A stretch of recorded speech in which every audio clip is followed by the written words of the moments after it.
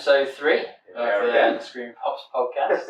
It feels like only 2 minutes since we were here last week. Well, it pretty much was. We've been trying to get in so that we do it. If we do have a bit of a delay, it's not going to hold us up too much. Because last time it was like, yeah, we'll leave it about a month, and then we couldn't actually get together for another 2 weeks. So, so we get out of the way sooner rather than later. But yeah, it has been only been a couple of weeks since the last one, but plenty been going on. I don't know if you saw the Mavic 3 Classic.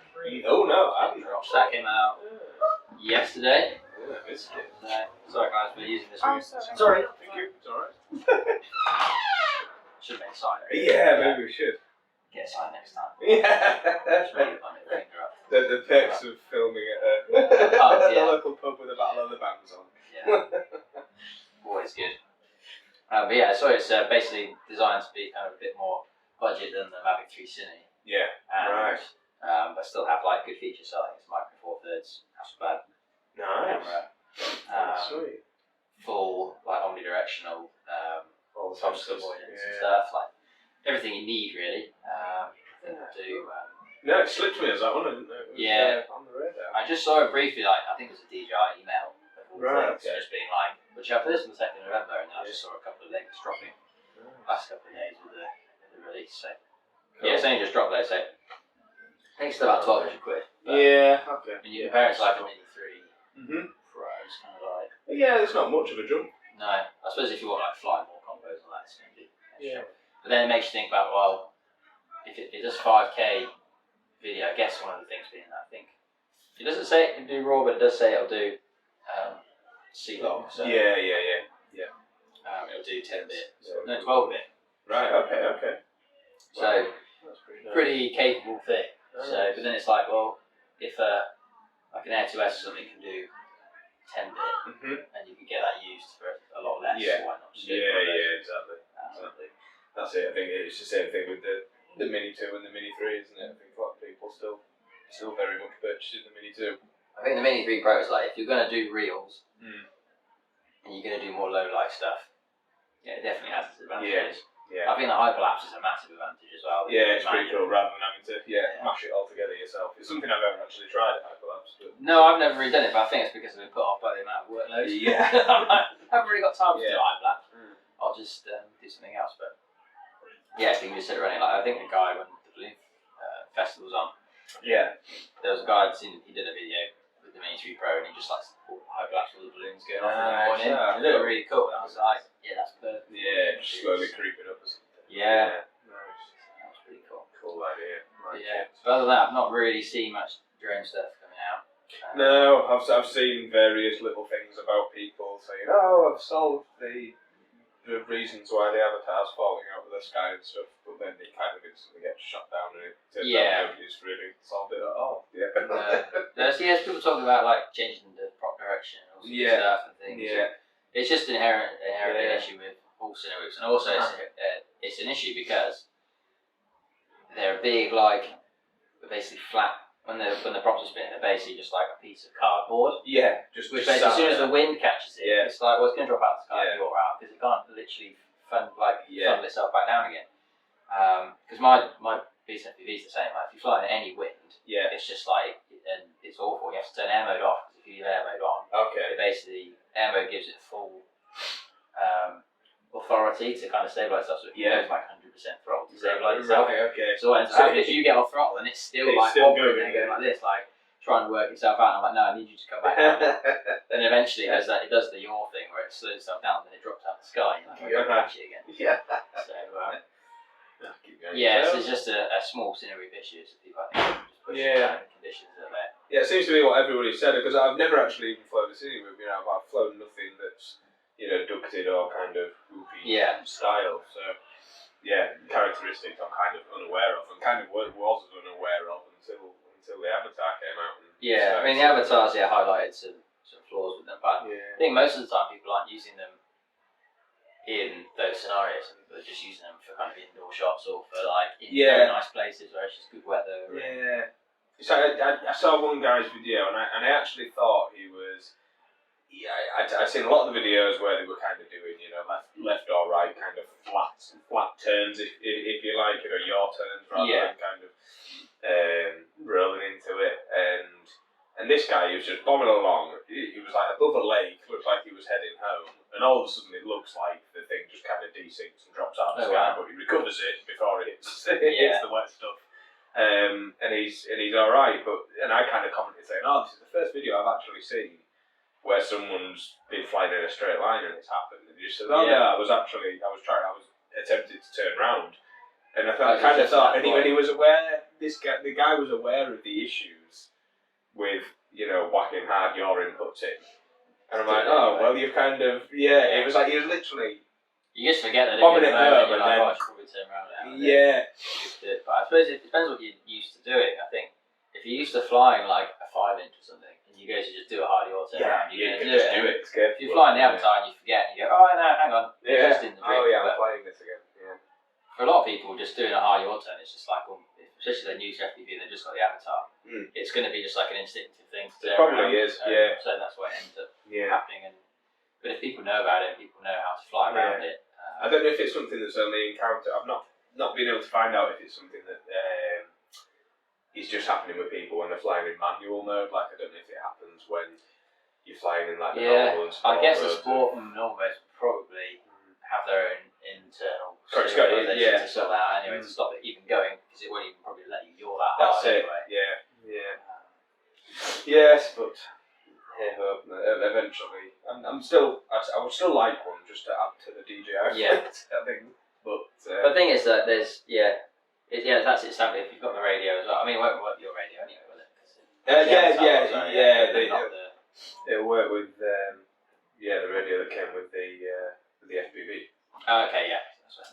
A lot of people were now trying to buy those ones. I can't remember what they're called. But controller 2 or something. Something like that. Become very popular. Yeah. Yes. Yeah. Well, hopefully they make some more of them and stop shelling out these weighty things. Yeah. So I kind of briefly touched into some groups into the kind of more heavy lift and cine lift worlds. I saw your post in the FPV cinema. I've been skulking in there a while, seeing what people are doing. That's it. Yeah, I'm just intrigued. It's entirely new, so I just wondered if there was such things as kind of industry leaders. It was the first time I've heard Chendra's name kind of mentioned in a while, kind of because I haven't been involved in kind of the racing and freestyle scene for a long time. Yeah. Nice to know that still. Chendra's popular gear. Yeah, so Andy Shen just went straight into. He was like the first. Just went Cinewood basically. Right. So he started out partly started out the whole Cinewood movement, and that was, his first one was kind of a similar idea to what you have with like the tiny whoops, and the fact that they actually ducked the air through. So the idea was that the ducts you had for the props were slightly about exactly the same as the diameter of the actual prop. So when you put the props on, it actually dug into the ducts to create an extra bit of efficiency. That was the idea anyway. Yeah. And then over time, people realised we don't really necessarily need that, and they're super loud. You kind of want them to be quiet. And that's Yeah. obviously evolved over time, and now you've got these massive cinema lifting Yeah. loops and X8 lifters Yeah. and all sorts of I'm stuff. impressed. There's a lot of guys running like, is it X8 or is it Yeah. not? But And then like the guys, one one top, one above bottom, the other, and then even just still standard for props. And I'm amazed what it can actually kind of carry. A lot of people seem to be running like naked cameras, kind of stripped back cameras. like stripped back DSLRs. And it's amazing how small they've managed to. It's the weight of them as well. When you look at how much they get the weight down, deconstructing those. That's it. Like the Blackmagic cameras, it's amazing the weights they get down to. This was just like it was just a thin slither. It looked like a mobile phone essentially with a big camera lens attached to it. I was like, where's the camera gone? Yeah. Somebody had actually done similar, going off topic a little, but on one of the DJI groups, somebody stripped down a Mini 3 and turned it into a Cinewoop, and like literally put it on like a little budget frame. I've done that because I think that people were buying for like live stream stuff. People were buying broken Air 2Ss and taking the cameras off of those, and then just mounting them on top of FPV drones. Right. Basically, they had a gimbal stabilized camera with a decent stream out. Nice. Yeah, fair enough. Cool concept. I bet they could pick up a Naked Mini 2 fairly cheap. Yeah. Yeah, some people doing some cool stuff with it out there. I guess now it's kind of got a bit more affordable when people break stuff and recycle stuff. It's a good way of doing it. Mm-hmm. But I guess you end up with the same sort of problem I've got now with this Canon camera that I've been playing around with, is that because you can shoot raw video on it and they weren't really cheap, they were like 80, 90 quid. Yeah. Now, because everyone wants one, they're like 150 quid. Oh, it's okay, like, you're kind of moving away from the whole point. Yeah. I mean, it's still cheap. Is it a DSLR then? Or It's a compact. It's a compact mirrorless. Yeah. Okay. Cool. APS-C sensor. But the idea was that Canon are apparently known for kind of under-specking their cameras. They put a really good sensor in and then kind of just dial it down to make it last forever. Yeah. But not necessarily perform as well as it could. Nice. So these guys have kind of dug into. They've not changed the firmware as such. They basically just changed the firmware so that it can run scripts off the SD card. Okay. So you can just write scripts onto it and away you go. Nice. Yeah, and then you can then just copy those. You can use the same card in multiple cameras, or you can just make multiple of the same card and run settings and stuff. So it's been quite interesting to play with anyway. Nice. So that's but yeah, that's the thing about cinelifters though, is you then have to, if you're going to go down that route, you've got to get back into tuning. Yeah, seems it. You're going a long way off of any presets. I've noticed it seems a lot of people, just having a quick flick through the Facebook groups and stuff, a lot of people back to almost like old RC car routes in taking drones to local hobby shops to be tuned up and stuff like that. So like Watch Standard Labs. That was the name that was mentioned. Yeah, they've been making them. If you look at the prices of some of their quads on there, it's like, well, wow, that's a lot of money. But then you think about how much time and effort's gone into getting them set up and dialed so that when you buy it, you can choose to put your camera on and go. Yeah, it's amazing. So there's a lot to think about, isn't there? And it's a lot of the cameras you're putting on. It's not like they've got stabilisation already, dialed in or anything. You're using all the data from other things and running it through gyro flow and stuff like that. That's it. Yeah, you just put it like a gyro. So you can either use a flight controller and sync it up with your actual shutter button, or you can. So do you then kind of take the gyro data off your flight controller? You could do it that way. The problem with that is that if your flight controller's like that and your camera's like that, you then got to work out the maths. The difference in the angles. So what most people do is they just bolt a GoPro on top of the camera. Right, got it. And then record the gyro. Literally just for the. And then it also means that they can sync up the GoPro file with the finished. Kind of, because if you're shooting in RAW or something and you've processed it down to get it into the point where it can go into gyro flow, you might have actually chopped down a bit of the clip, so you can go in the GoPro and just chop down the footage to match and then load the. There are ways in gyro flow actually offsetting the gyro data anyway, but it's kind of a little bit crude because you have to basically look through the footage, find out where you think that correlates to gyro, and then try and push it back. But it does work. It's not too bad. Cool. I find with gyro flow from my recent playing around with it is that if you've got like any slightly higher frequency vibrations, it struggles to filter those out. It's quite good for like big moves. Big junky moves. Yeah, but if you've got any like slightly higher frequency vibrations, not sure sort of above what sort of frequency, but it kind of like I tend to find like the low throttle oscillations I'm getting with my 7-inch at the moment. I can't filter those out with gyro flow. Interesting. It might just be the way I put it set up. Or using the Runcam thumb as the gyro logger. And it's okay. It's noisier gyro data than you get from a GoPro. Right. Marginally. Yeah. It's not too bad. So nice. It's been alright so far. And I haven't really. My testing has been like go and fly like a 5-inch around some trees. Generally abuse it. Rather than being like. That's a decent way of doing it. So then when I go back to flying steady, smooth stuff, it does look smooth, but it's just low throttle oscillations. You go over like sort of like 40%. You can just see this like low. Right. You can see it in the FPV camera as well. It's shaking around. Yeah. Some work to be done. Cool. But that's work good. in progress. Nice. Be worth it in the end. Yeah, we'll see. For me at the moment, it's more of a kind of a extension of the hobby into heavier stuff to kind of see what I can get from it. Don't know if I'd use it commercially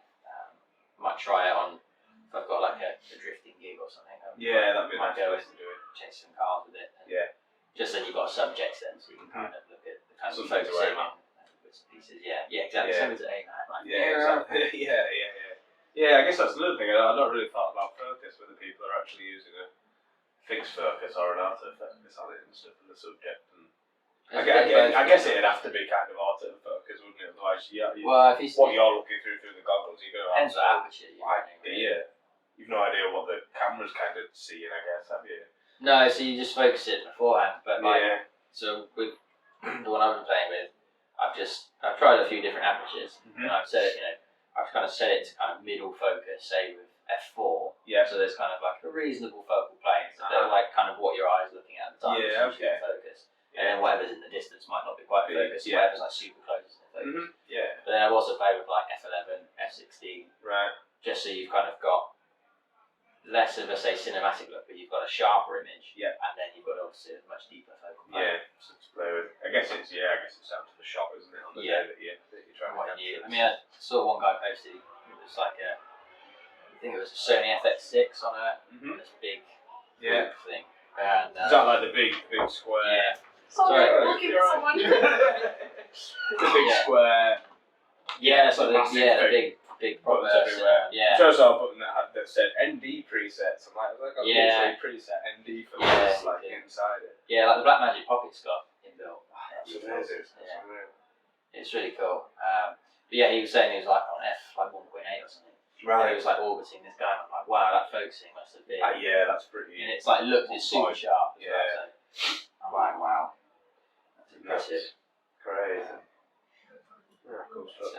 No, it's been good. But yeah, you have to get yourself a Cinewoop anyway. Yeah. Doing some indoor stuff.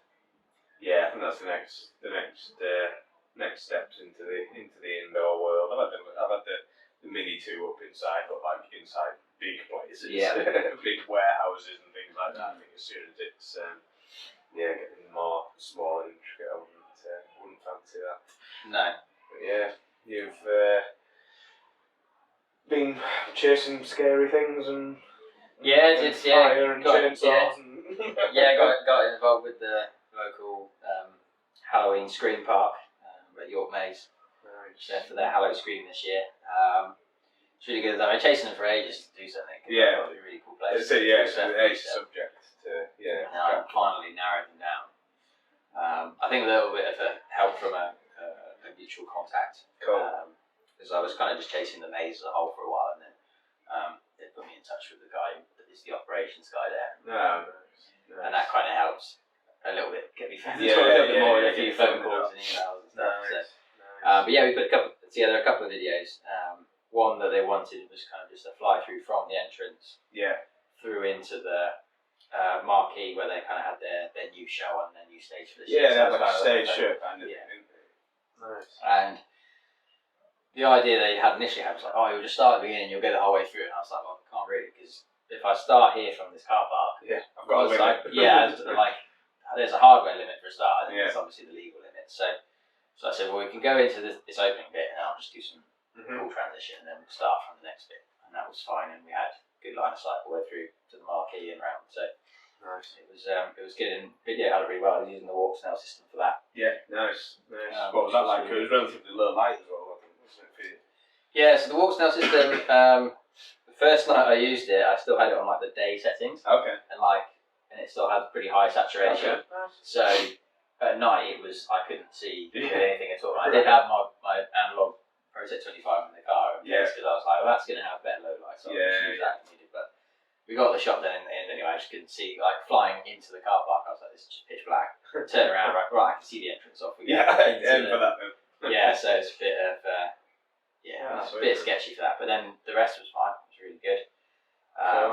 How did it work on the day for you? Was it like a bit of choreographing with the staff and stuff? Or so they'd already been. Watch out for a drone. Yeah, they were kind of, well, it's a bit of both.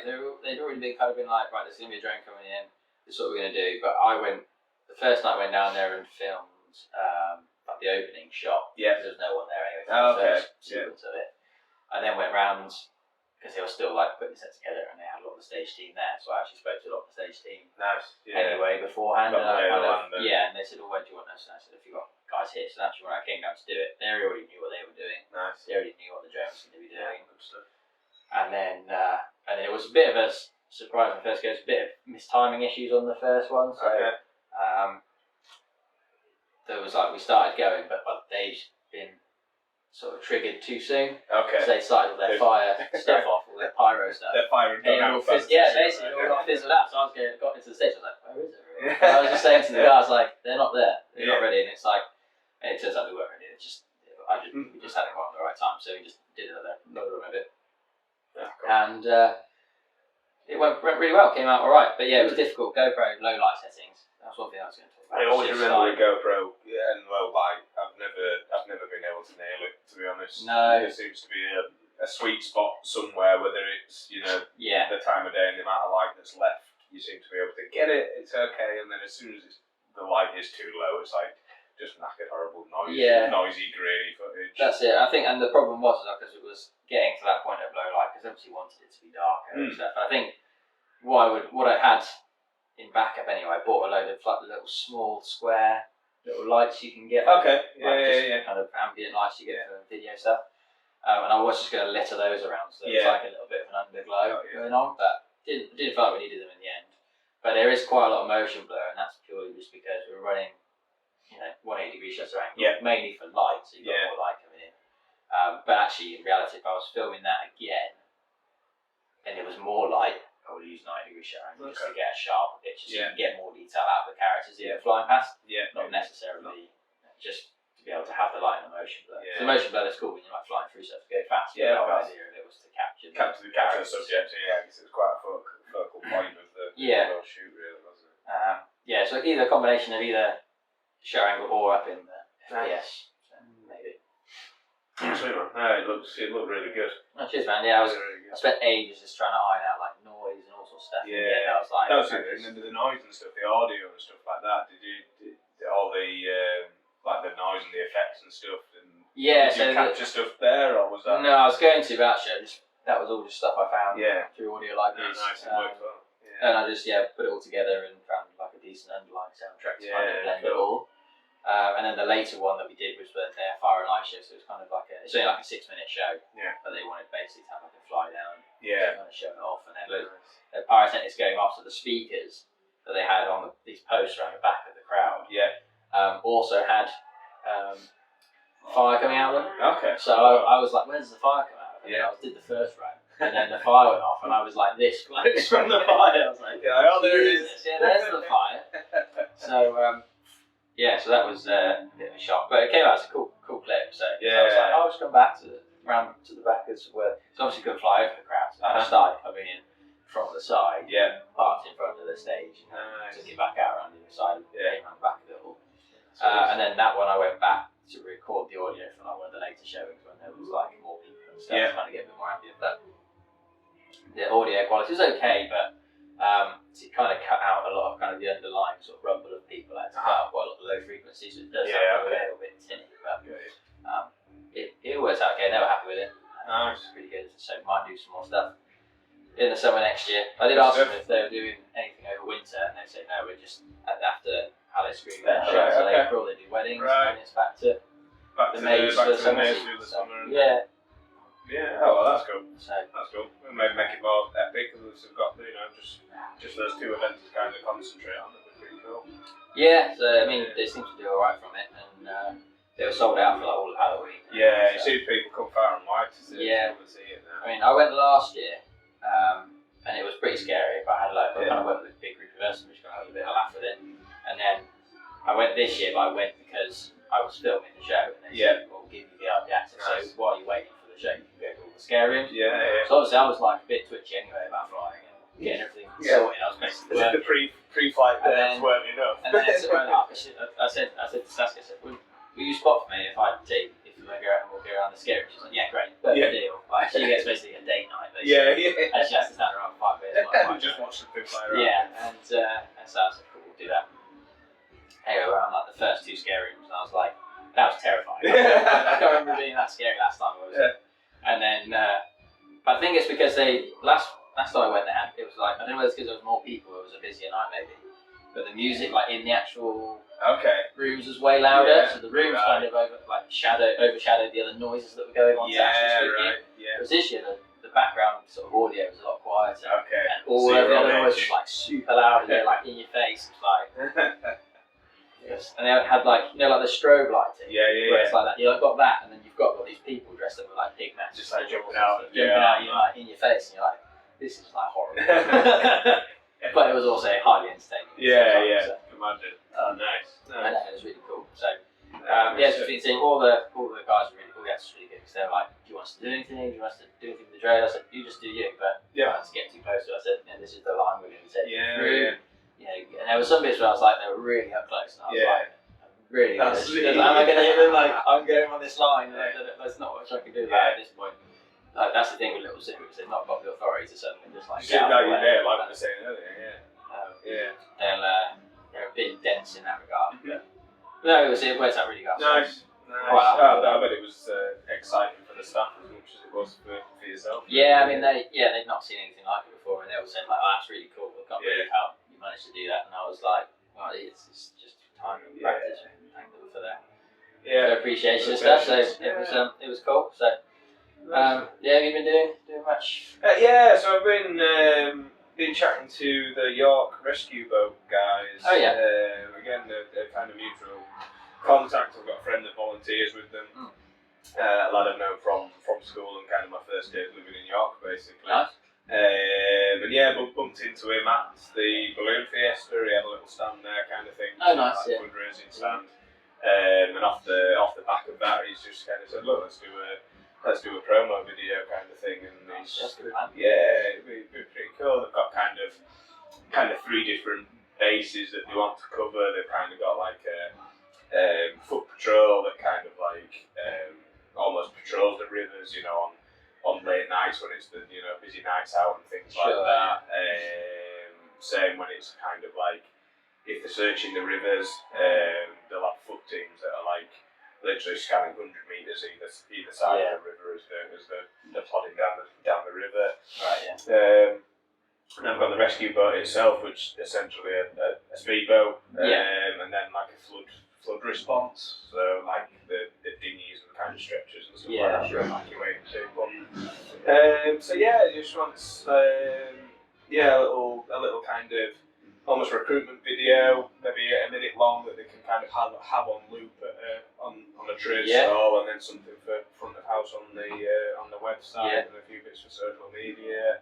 That should be nice. So I've got a bit of planning to do there. It's told us a kind of a rough stretch of river where it's kind of quiet, and we can head out and go for the chase on boats and things. Nice. And he just says, "Oh well, we can put you in a boat behind the other boat."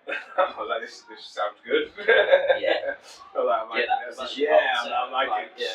I'm liking the sound of this. Cool. No, it's good to do stuff like that, because you don't even know that half that service is even in place. Exactly. It's good to support. That's it, and I only know because of my mate, and I know he does it. It should be fun, mate. It should be fun, interesting. As long as it's not too bumpy on the water while I've got the goggles on, I'll be. That's it. Imagine that. I think it'll be good. Just look at that time, mate. Should definitely stop this. Stop. And we're off again. I'm still going on that as well. That goes should be fine. Nice. It's going to be interesting cutting out the audio from all the background. Oh well, it's a bit of advertising for the local music scene, I guess. Yeah. I'm really surprised that busy. When I she emailed the guy and was like, "When can we go down this week if possible to record?" It's like, well, Wednesday's like a sold out gig, so I wouldn't recommend then. Okay. But like Thursday night, it's just about the bands, it'll be quiet. I was a bit like, well, the bands wouldn't be that quiet. It's like bands on, but it's busy than I thought it'd be. Like half the time, bands on, there's like 6 people. So. Pretty busy. Pretty busy. No, it's good for it though. Nice stuff. Bands would be a cool subject to film, I think. There's a lot of nice footage I've seen of, but again, it's all like the guys that can, overfly crowds in certain countries with certain. That's the thing. It's like you can't. Tickets and things. It doesn't really happen over here. I don't know if I've seen. I think it's mainly US and like Mexico and stuff. Yeah. I was trying to think if I'd seen like a European one where someone like properly. Seems to be a lot in Turkey. A lot of like festivals and gigs in Turkey and stuff. Yeah. I was going to say like mixed things about like Turkey and Greece though, about like drone laws. Like, okay. In some people are like, yeah, don't even bother. It's like they're super strict on it. I'll just take your drone off you. And everyone else is like, yeah, been there loads of times. It's fine. And it's like such a interesting. like it's not no middle ground. It's like either or. But that's right. They're getting confiscated or you're fine. Yeah, or you've got either way. You've probably got to pay a Turkish guard to stop you. That's it. Stop you from taking your drone away. Local tip. Yeah. Yeah. On the subject of confiscating gear, I was listening to a live stream from I can't remember. Is it Drone and Sundry or something? Oh yeah, I think I've listened to the same one about that guy. The guy that was flying. Yeah, basically it's interesting.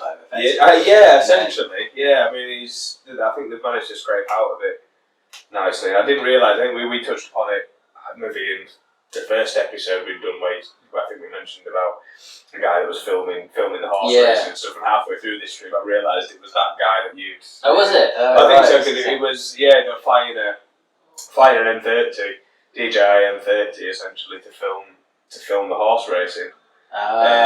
So they're kind of the story evolved kind of thing. I think as to why they've maybe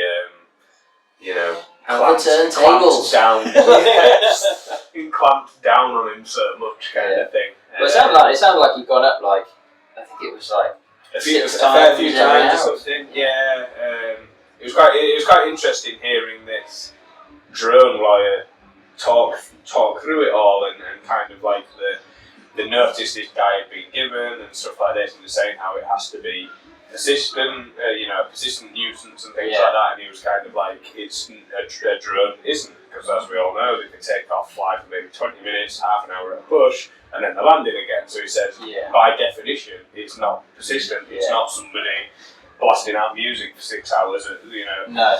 At a house party and stuff like that. It's not persistent, so that didn't really stand. And he was kind of picking apart the council's arguments. But I think that was the thing he pointed out there was that it's just down to one person at the council to decide this. So there's one person at the council. If they don't like drones, they'll just put the hammer down, and it's like, oh, hang on a minute, that's not actually fair because it's just one person's opinion rather than applying the actual test. So when I first heard about it, I thought, oh, this is really crappy at the council. But then it was like, he did kind of have a notice. Yeah, it was issued, and then flew out, and then decided to fly again anyway. I'm not sure of the reasons, kind of thing, but you only get so much of it. I guess he can still.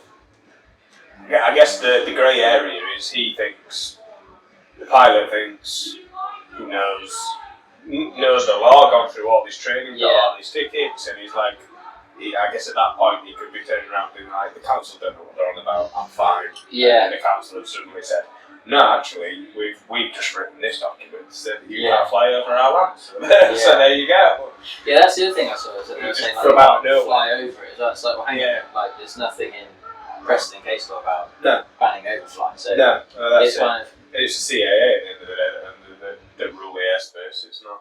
Yeah, well, it's like when you say that it's a national asset. So that's it. So it's down to DFT to dictate what can and can't be done with it, really. It was interesting. Very interesting. It's, but quite scary at the same time. I think definitely something to keep an eye out for just general stuff, even regardless whether it's FPV or just drone work as a whole. Just they'll end up sending ripples through other councils, I think. I contacted. I was getting in touch with some places in Leeds about doing some stuff. And they're in the city centre, and I basically wasn't necessarily so much about the airspace. It was like, as long as I'm not within the FRZ of Bradford, I'll be fine. But it was more a case of, out of courtesy, it's like, what are there any bylaws or restrictions? You tell me. Basically, like, can you let me know? And they were basically like, no, it's only if you want to do like a production explode the streets and stuff. That sounds like the only reason you need to kind of get involved with the council. So I was like, okay, cool. So that's fine. And York's pretty chill. There's drones flying around. Yeah, there really is. The Minster used to be really like, there used to be might still be bylaws about flying, either from or over Minster Square. Mm-hmm. But I mean, I saw something the other day from York Minster's Instagram account itself with some drones flying around the Minster and even inside it. Yeah, looked like it. I was like, fair enough. Fair play. Yeah. So I think people are. When I was out flying today, I was testing some stuff. Just flying the Mini 2 about, and people are like, "Oh, it's a drone!" It's really exciting. All the kids are getting excited. So I think people are just generally quite chill about it. I've only ever had positive encounters. Yeah. So touch wood, it carries on. Yeah. The last one I was just down by the river getting some socks, looking into the city centre. Yeah. And again, a couple walking past, and they were just interested and asking if I'd captured some nice shots and nice footage, and we just were generally happy, really. So it's all good. Yeah. But yeah, I mean, I don't know how much noise a Giro 30 makes. Yeah. It's funny, isn't it? It's like the biggest stuff thing as well. Though. Yeah. It's a different pitch, isn't it? I guess the bigger you get. So and just if you see it as well, it's persistent. I guess it's quite coming in and out. Yeah. Quite a lot. It's like quite. That's it. It's quite. I guess it's quite a daunting thing to see in the sky. Especially if it's near your house, I guess. Yeah. But I guess it depends what reason you've got to be there. If you're there and it's like, oh no, I'm working for the police, it's fine. Law enforcement's told me I can be. Yeah. But otherwise, you probably. So I mean, if I'm flying this 7-inch thing I've been building, weighs about 1.2 kilos. So I'm literally just going as far away from anyone. And even then, it's like the classic, like, I've walked out here, my whole walk out, seen not a soul. Yeah. Get the drone out, put it down, get the batteries out, put the goggles on, right, everything's working. I let my goggles out. There it is, dog walker, coming along. But it's not been too bad. It's quite bad. You should go like sort of out of dog walker-ish times. From at home around lunchtime. We'll have to go down at some point there. So I was flying at one end of it, down by the river. There's just the other side of the A64. Yeah. There's like this big field that the footpath goes through it, and then in the middle of the field there's like this sort of grove thing growing up. There's some trees and stuff, and there's a little black pond at the end of it. I was flying at one end, and it was like just like there's a few trees, gaps go through, fine. And then I was like, I'm just going a bit further away from the A64. I'm flying this big thing. I'll go the other end. Way nicer. It's like a full-on oasis. I was like, I'll fly for that. I'll fly for gaps in the trees, over the water. It's really nice. So, it's super quiet. There's no one around. And, nice. Get some of that chase footage done with you doing some. Yeah, it's a good place. Floppy stuff through trees. Well, it's a good place for doing like cinewhoop stuff. There's like tree gaps at the moment as well. It's a nice time of year. So it's quite nice to just kind of take some steady shots through as well. So. No, it's pretty good. Have you got anything coming up other than No, that's just the boat thing really. I'm just trying to kind of, I think with winter months kind of, here, in essence, just kind of concentrating on little bits like kind of website, kind of where I want to go next and stuff, and so just chipping away slowly but surely at developing. It's kind of picking within budget. It's like, do I go little cinewhoop? Do I go heavy? Start learning about heavy lifter stuff? Do I put some bits in? I think the website. Still very much a hobby, for myself. We're just slowly chipping away and building. I think you find as you get more into it, you'll find that you'll end up just needing both anyway. Because you'll get, if you got a reputation in the heavy lift, then people are like, oh, can you do this 5-shot? Because they shoot fly the heavy one, you can do the small one. Yeah. Similarly, you might do the cinewhoop route, and then someone approaches you like, oh, can you fly this? Can you carry this red Komodo one? Yeah, that's it. It'd be nice to cover all bases. But I'm just slowly but surely trying to grow it. Nice. I'll probably get some other things in before the year's out, around work and things. Nice, and hopefully be able to kind of release them, kind of videos and footage within, I don't know, the next 6 months probably. Yeah. Nice. That's cool. Other than that, they're kind of not much. I've not had much luck with stuff locally. I've some car chasing hopefully coming up. Oh, nice. Early December. Cool. With some like Italian job themed and James Bond themed nice. like Cool. car experience things. So hopefully that goes ahead, because I was booked in with them last month, but for whatever reason they couldn't accommodate me. So yeah, they've given us another date at the beginning of December. So hopefully that comes off, and that's probably going to be it. I'm probably going to go do a bit of a recce of the site of stuff to do with the boat guys kind of thing, and see where they want to do a bit of a walk and what kind of footage they maybe want. As I said, they want to kind of cover three key elements of what they do in the one little video.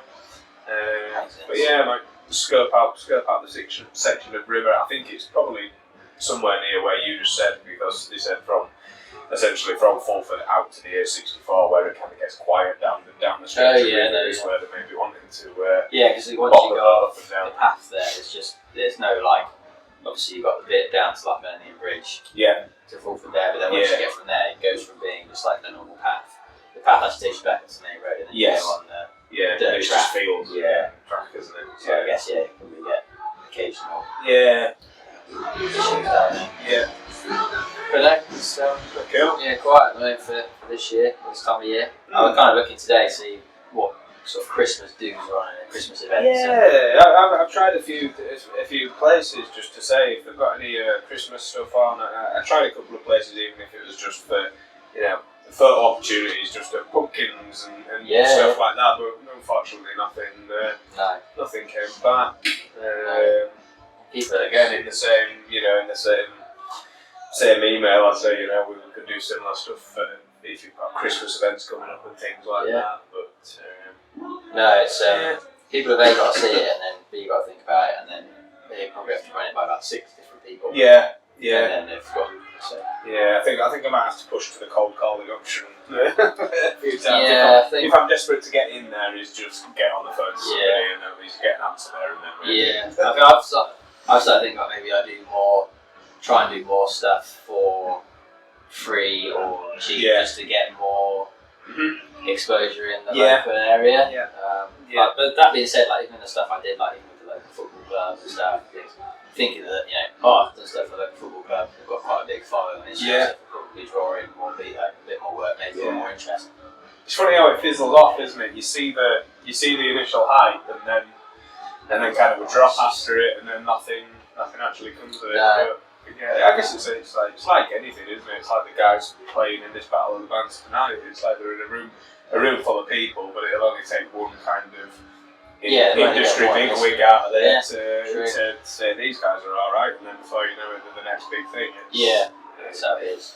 Yeah, it's the way. But actually, that being said, like some of the projects I've done, I've posted them on like Instagram, and then they've kind of done alright initially, and then it's taken off from nothing, and then 2 weeks later, suddenly just getting loads of likes from like another part of the world. And it's like this is really weird that it would suddenly become a focus. I find it really funny on Instagram posting reels and things like that. It's like I'll post a random clip just for the sake of putting something up because I haven't done something in a week, and it'll be like 4,000 views. And then I'll put a short clip on of something that I've like worked the past 4 nights on, and I think this is epic. Love this, can't wait. 40 views. It's terrible, isn't it? I don't know what it is. Why?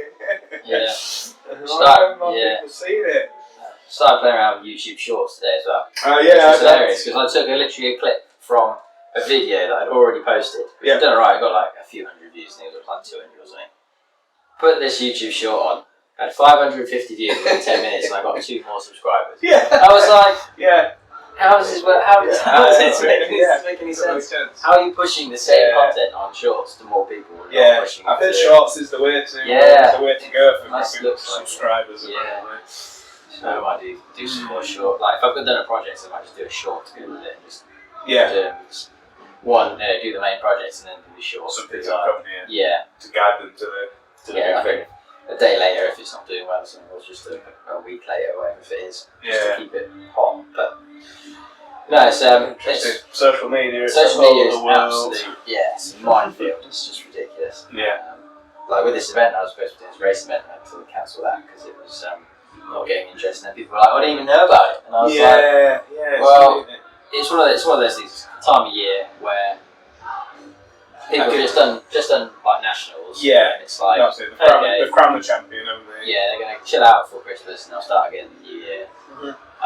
So it's partly that, and then they're saying, "Oh, I haven't even heard about that." And I think about that was just. You'd think people for an indoor event into the colder months after the mid-season's finished, you'd think it'd be quite cool. There's another event before Christmas. But it's not even seen it, and I've done like a promo video, posted it in like several, in multiple different groups on Facebook. It was on my social media. Anyway, it was on the website. It was on the venue's website, and people were saying, "Oh, I don't even seen it was on," and actually Facebook pushed more the fact that I posted that it was cancelled.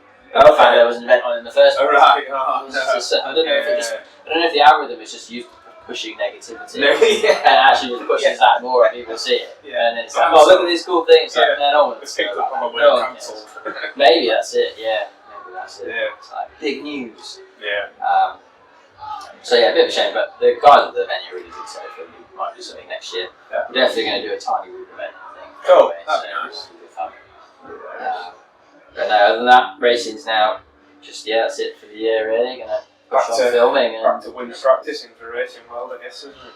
Yeah, practicing winter's a bit miserable there because the batteries only last half the time. That's cold. Everything's cold. Yeah. Everything's cold. Your radio turns stuff off because it's cold. You got all steam up because it's cold. Yeah. So, but I guess you get the same issue for filming anyway outdoors. That's true. But actually, I'm hoping we get a bit of nice wintry weather around here. It'd be nice to have a bit of snow. It would be cool, yeah. I was thinking that, especially if I can get in touch with some of these, if I do get any hits or leads back from some of these Christmas places, it'd be like cool if there's a bit of snow as well. Yeah, look ace. So we'll see. See if anything comes of it, but I only sent emails today. So again, I think it's something we've touched on the past 2 times. Is people still don't really know what it is. Yeah. And I think I'm still struggling in the best way of explaining what this service is. Yeah.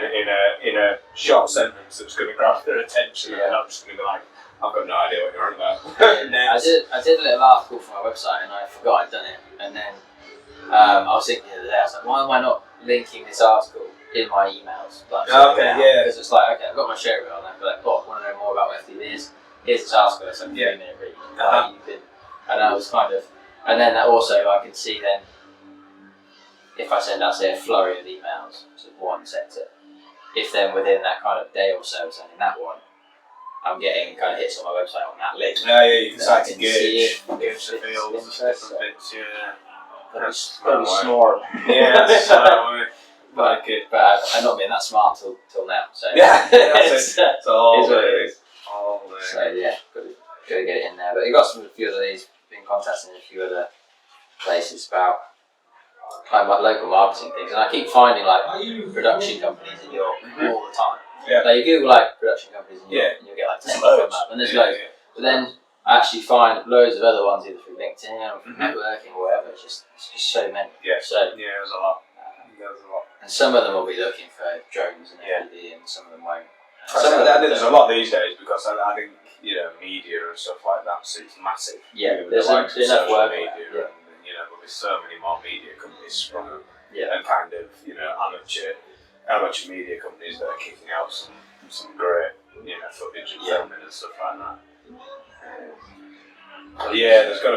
There's opportunities there. Like I say, it's just finding that one break, isn't it? I think that's it. Yeah. Kind of definitely not missed the boat on it. Like there's a lot of people did really well out of FPV from like COVID and stuff. People couldn't do anything other than watch other people do stuff. So kind of missed a bit of a wave there, but it's definitely not dead yet. Hopefully, I guess do some more drift stuff next year. That was really fun this year. Yeah, I bet. Yeah, it's definitely again like we said about that nice subjects to film. It's drifting. Drifting's just nice and it's really simple to film any cars really, because any move, anything. But mountain bikes is a bit difficult because there's quite dynamic. There's a lot going on. Whereas with drifting, it's nice because you just kind of almost lock in to what the car's doing. I guess you kind of got that. You got the view of the car, the track that they're on in front of you as well, and so you can kind of, I guess in your head you're already victim. Yeah. You know where the car's going to go because you're following the road. Yeah, but once because the car will go like that, and then you're like, cool, I'll do your turn. And it's just like, oh, I'm drifting with it. I guess to be honest, I guess the nature of how a drift car physically gets around the track is very similar to how a drone gets around the track. I think it's lots of. A drone can do a lot of things, and the way it can kind of slide around. It's pretty well suited to that. Yeah. It's capable of quite a lot of things. But I've not seen anyone because there was 3D flying was kind of becoming a thing. You mean like the hovering upside down and stuff? Is that Zoe FPV? Yeah, but I've not seen anyone doing that. I don't think it's taken off really, has it? No. Excuse the pun. Well, yeah. I don't know if that's because it's too much. Like how FPV can be quite there's a lot of motion going on. It's full on, so by the time you actually try and then flip it upside down, is it a bit too much? Or could you just I'm just going to fly with a 360 camera? That's it. It's like the 3D in the excuse me, in the RC heli world. It's just nuts, isn't it? And essentially, you've kind of created that, but you've strapped FPV gear onto it. And I imagine it's a bit of a mind bender. I would imagine. Trying goggles on for the first time and then hover inverted. And imagine that sticking a red Komodo on it. Hover upside down. It'd be insane. It would. Be insane. No. I wonder if someone will cut with a quad that's just standard X and then the actual main body rotates. So you can be full 360 around. Because you've got a gimbal on the top of your head, just rotate the whole thing whilst keeping I imagine it would be horrible to fly, which would work. I saw some trippy video off somebody that was using a 360 camera, and I couldn't really tell what line they'd kind of flown or what position the drone was in, because obviously through the editor it was inverted when the drone wasn't inverted, but they'd flipped the video and stuff like that, and it made it look like the drone was doing some absolutely crazy stuff, but it wasn't. It was just just the way the 360 video had been edited. But it looked really cool. I think that's editing. It's just as powerful a tool as actually filming. Definitely. Stuff. Definitely. I got sucked into a video on YouTube the other day because it was how to remove your prop noise from videos and capture the ambient noise, and I'm kind of like, how? And it was essentially clickbait. And I was like, no. It was just like, so all you do, you just delete your audio and then pull lots of audio from an audio library and put all this in. I was like, well, that's not the same. I thought there was some new software out that was will capture everything that your GoPro records and just mute your props kind of thing. And I was like, this is cool, but no, it wasn't. It was. I always forget her surname. It's called Lexi. Jansen. That's it. The girl that's doing the airspeeder stuff. I watched her videos. So I was gutted. I was like, no, you just clickbaited me. I don't know if it talks about one of the early ones, but going back to what she was doing with the airspeeders, they had their first airspeeder race. Not with them in it. It's the Exa series where they're kind of in a cockpit that's that's it. It's sat in an office. And I was sat thinking this is actually so slow because they're so far away from the surface, and so high up, and they're actually and big as well. And I don't think they're actually going that fast. They were on the cockpit, it's going along, and I think it was doing 65 miles an hour. Okay. And that's the thing. I guess when you see a small 5-inch doing 65 miles an hour, it looks quite quick. When that's zipping back. But that's it. And there was no audio, as I said, no context of the sound or what was going on. So I was a bit underwhelmed by it. I was like, I could see where this is going. They're really pushing it, aren't they? They're really, really pushing it. I don't think I'll ever see a need to watch manned airspeeder racing though. I think I'd rather they push it to get the things down in weight for that size. To make, so it's still got the same props, it's still like a spectacle to see. But it can absolutely just whiz along. It's weird. You can give it the full G's that you want to give it. Whereas with them, I think they're like 3-to-1 thrust to weight ratio. Okay. It's mainly for. It's almost like they've jumped the gun and been like, oh, we've made this thing, let's race it. Or I don't know. It's kind of like cars and F1. It's like the car came first and then came the racing. It's like even like e-scooters. It's like there's a racing league for e-scooters now. But it's like the e-scooter came, and then they're like, oh, cool, we can race these. Yeah. And now it's kind of like, oh, we can build a quad big enough to sit a person in it. But it's kind of like the transport, if you get me, hasn't come first. It's kind of like, let's race it before it's even become mainstream. I think part of it doing it as racing, I think, was a bit of kind of like, let's see if we can maybe it's a race them safely, kind of thing, and then we'll know whether we can use them as transport safely. So it might be just the other kind of, chicken or egg, which is going to come first. But no, I just but for racing anyway, at least I don't see a need to have people in it. I think it would just be mainly I guess kind of the same comes down to like Formula E, and then you've got like the AI racing series where you've got a car with no one in it, and it's just going around and they just And I don't know whether the AI racing. I mean, I've not really watched it, to be fair, but I feel like the AI racing, they're all going to be programming the same thing in. Yeah. So how much racing? Where's the competition kind of thing? Do they learn Do they learn from watching other drivers to work out, oh, where can I take a sneaky pass? Or, Yeah, it's weird. It's more of a programming thing, isn't it? Actual, I don't know. I guess if you give it certain data, but I did watch a video where they were doing it with drone racing, and they were basically teaching the drone from the pilot's data how to do the track, and it was getting pretty close to them by the end of it. And, nice. But it wasn't consistent. Like that was the one thing they said. It was like once it starts to veer away off from its sort of feedback loop, once it starts to diverge from that, if it can't bring itself back on, it's just like that's it, gone. Oh, sweet. Yeah, but no. So hopefully things won't be too quiet. That was the other thing I was going to mention was the walk snail bolt-on module. Okay. So like the HD0 Fat Shot goggles, you just buy the little receiver module, HDMI into whatever goggles you've already got. Which I think if I kind of knew that was coming, I didn't know when it was coming. I've still got my Fat Sharks. I'm like, could sell a walk snail and just buy that module. Just give yourself the upgrade. But the 1080p on the new firmware looks quite good, and I wouldn't get that with my HDR goggles because they only support 720p.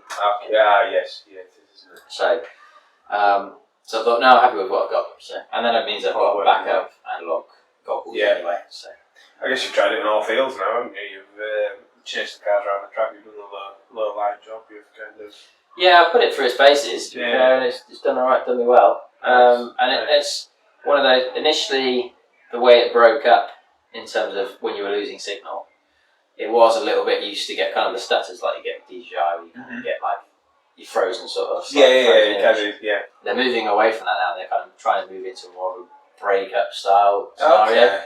And the newer firmware. So literally inducing the break. It's like a digital breakup. So basically, it looks like you're just going into a big swirl. Okay. But you can kind of pick out the features that were there. Yeah. And you're still kind of getting. That's probably better. That's better than. It is, but it takes a bit of getting used to. Because with analog, you kind of lose breakup, but you still kind of get like the inherent you kind of get that chroma and shadow that coming in from the objects. Whereas with this, it kind of blurs so much that you're like, well, I have no context of how close I am to any of this. Okay. So, that was fine, just around some trees and stuff, testing this new firmware. And as soon as it starts, before when it starts to go, you get little stutters and you get like a red border on the outside warning you you're going to be losing video. Yeah. And then you kind of just fly through it and it'd be fine. And it comes back, And then, I guess that's it, isn't it? If you naturally know you've just kind of flown past something that maybe was going to give you a bit of issue, then you know you're coming out the other side kind of thing. But I tested the 1080p mode and it looked pretty good, so I was like, I'll give that a go. And this blending and blurring of the way it was smearing out stuff was quite interesting, especially because I've gone through like a little gap through a load of twiggly branches, and I was like, well, HD is no longer going to save these twiggly branches because it's just all a swirl. It's hard to describe. I'll have to let everyone know because it's quite unique in the way I've not seen a system break up like that before. So I must say I do prefer analog breakup to DJI suddenly frozen picture and then all of a sudden you're back in control again. HD0 was the same. Like you kind of get because that would go to like the rainbow screens. Like the sort of when your TV has no left to watch. It's like that. It just comes out with like bars of colour. And that's worse because you'll get like the pixelation type digital pixelation it does, and then it'll just go bang bang like this screens. You're like, that's really unnerving. So yeah, having some sort of like natural breakup blend out is, like you say, it's like what you used to from analog. So you kind of, I guess if you're someone who's come into FPV from digital and just used to DJI, kind of fade like stalling on you or kind of just freezing momentarily on you, then you probably think that's really, you probably think the opposite. You probably think this is horrible. Right? Yeah, maybe. But I'm looking forward to using it more anyway. Cool. I've updated one quad with it so far, just one of my Cinewhoops, and now I've got the 5-inch to update, but I've no time to do it yet. Nice. Oh, good stuff. Good stuff. Yeah, liking it so far. Can't complain too much. Cool. Cool. Yeah. Well, we're gonna get some stuff on the Christmas list, I think. Yeah, do it, man. Get more stuff. Yeah. Yeah, it looks like I'll probably do another camera stop anyway. Yeah, that's true, man. Yeah. Cool. Happy days. Catch you next time.